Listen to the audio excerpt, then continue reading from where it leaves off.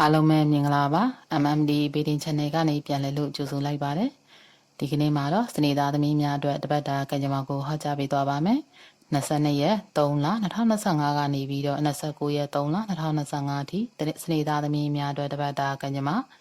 စနေသားသမီးများဒီတပတ်တာမှာအလုပ်ကိစ္စနဲ့ပတ်သက်ပြီးစီကံနဲ့ဆွဲလုံးလာကိုအသုံးချပြီးတော့ရေမှန်းချက်တွေအကောင့်ထဲပေါ်ဖို့အချိန်ကောင်းဖြစ်ပါတယ်အဖွဲ့အစည်းနဲ့လုပ်ကိုင်သူများတည့်ရဲ့တာဝန်ယူမှုကိုအတိမတ်ပြုခံရနိုင်ပါတယ်၎င်းကနေတဆင့်ယုံကြည်စိတ်ချထားမှုခံရသူဖြစ်ပြီးတော့အောင်မြင်တဲ့သူတစ်ယောက်ဖြစ်လာပါလိမ့်မယ်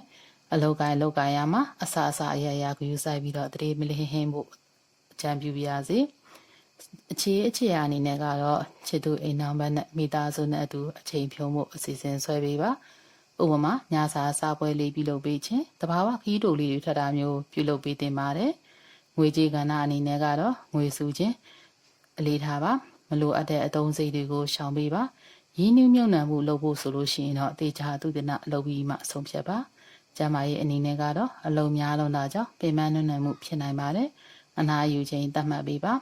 ဒူးနဲ့အယိုးအစစ်ကိုဂယူဆိုင်ပေးပါလှုပ်ရှားနေပါအသွာလာအနေငယ်ဂယူဆိုင်ပေးပါကောင်းကောင်းစီသောအရာများကောင်းကောင်းစီသောအယောင်မိခိုးရောင်အဖြူရောင်ကောင်းကောင်းစီသောနံပါတ်930ကောင်းကောင်းစီသောကြောင်မြတ်ခေါ်မြတ်ကြောင်သတိထားရမယ့်အချက်ကတော့စိတ်တူလွယ်ပြီးတော့ခေါင်းမှာတက်တဲ့အကျူးမှုကိုထိမ့်ပေးပါ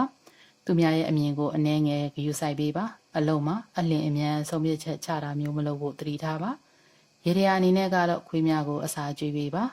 မင်္ဂလာရှိသောနေ့တစ်လေးကိုပိုင်ဆိုင်နိုင်ကြပါစေ။